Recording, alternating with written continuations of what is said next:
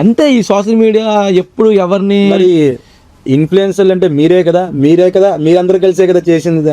మేమంటే అదే అంటుంది. ఇప్పుడు చిన్న టాపిక్ ఏదో వచ్చిందనుకో దాన్ని వదిలేయాలి, దాన్ని సాగదీశారనుకో వాళ్ళకే బెనిఫిట్ అయ్యింది.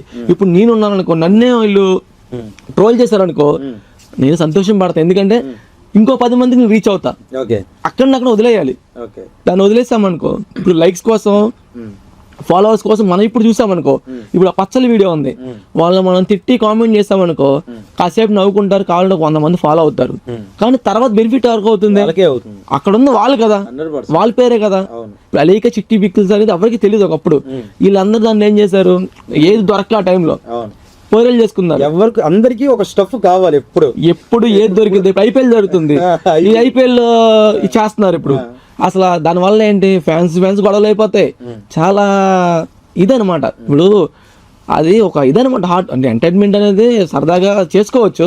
కొంతమంది దాని రియాక్షన్ అయిపోతూ ఉంటారు, దాన్ని ఈ డిఫరెన్స్లోకి వెళ్ళిపోతారు. ఈసారి మేమే కప్పు కొడతాంరా అంటారు, మా చెన్నై కప్పు కొట్టిద్ది అనుకుంటారు. కానీ ఇదే ఏసీలో కూర్చొని కాలు మీద కాలు వేసుకుని వాళ్ళు డ్రింక్ పట్టుకుని తాగుతూ ఉంటారు వాళ్ళు వీళ్ళు. కానీ మధ్యలో మనమే కదా ఈ ఫ్యాన్స్ గొడవ, ఎన్ని కూడా మనమే.